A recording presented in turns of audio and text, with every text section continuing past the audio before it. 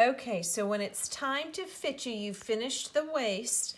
Now it's time to fit them to you as far as your hem is concerned. Try them on right side out so you can look in the mirror. Put the excess, you can move the excess of the material around. And then you're going to take a pin and you're going to pin them to where, like I stuck a pin in right there, to where they'll be long enough when I hem them. Okay? And they might seem a little long here, but pajama pants tend to shrink in length over time, so I'm making them a little bit longer than what we may need. All right? Okay, so he's taken the pants back off and we've pinned it up right here. And we're going to measure from the fold right here to that edge. And whatever that amount is, we're going to fold that much up all the way around on both legs because the legs are even. They're the same two pattern pieces. These two are the same as the back two. So we're going to fold up this much, whatever it is for you, all the way around on both, all the way around here, and that same amount all the way around here. Then we're going to get a good hot crease, and I'll show you what to do next.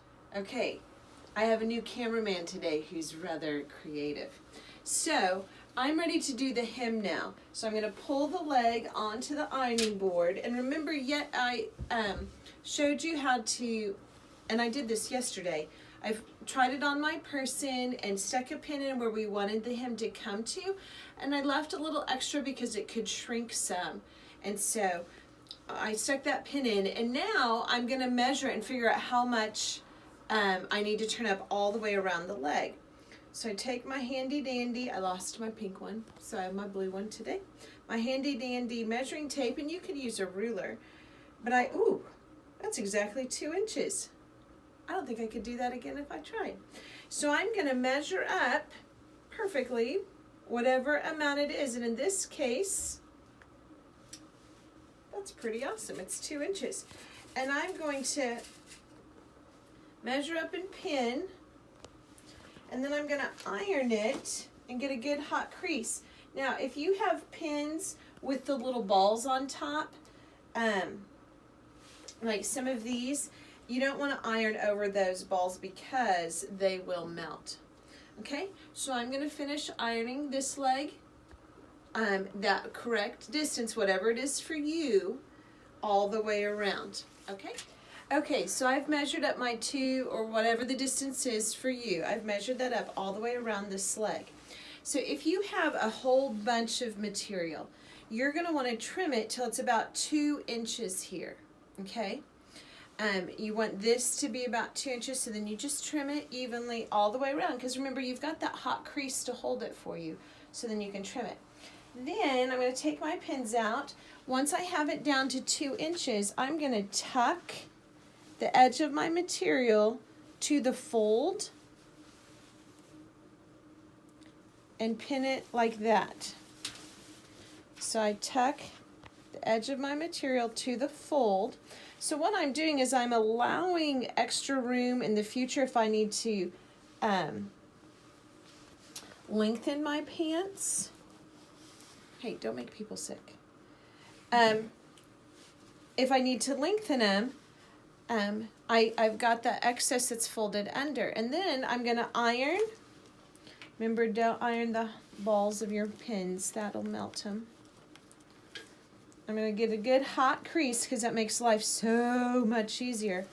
And then, just like we did for the waistband, we're going to sew this all the way around close to this fold using the same guide, the edge of the presser foot right here or the inside of that toe, depending on your sewing machine. And we're going to sew all the way around. No need to leave a hole this time. Okay? We're going to, just as a review, we're going to sew right next to that fold using the edge of our presser foot right along the fold line all the way around this leg. And I'm going to do the exact same thing to the other leg. Okay? Okay, so now I have my hem. I turned it up where my person needed it. I measured it. I cut it down to 2 inches evenly, and that's where we'll get rid of that one part of each leg that's a little bit longer.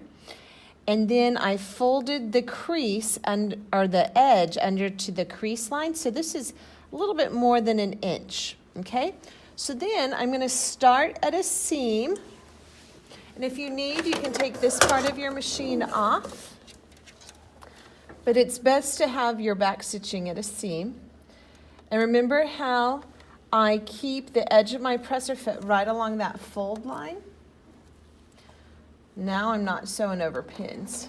I'm gonna back stitch, and then I'm gonna sew all the way around this leg. This time I'm not leaving a hole because I'm not running elastic through this. It doesn't need to be a casing this time. Okay, and then we'll catch up when I'm about done. All right, so I'm about to finish up on this leg. I'm coming back to where I started. And ironing makes life so much easier. I'm going to back stitch over where I back stitched before. Stop with my take-up lever at the top. Cut my threads. And then look at my hem. It's hard to see here, but you can see that I have a nice even hem all the way around both legs. So you know what? Hi, we're done. Now I need to trim all of my loose threads and follow your instructions on Google Classroom. Scoot back and show all of this. And these are really big. Woo. They're really big. But follow your instructions on Google Classroom so you can get your grade, okay? Thanks.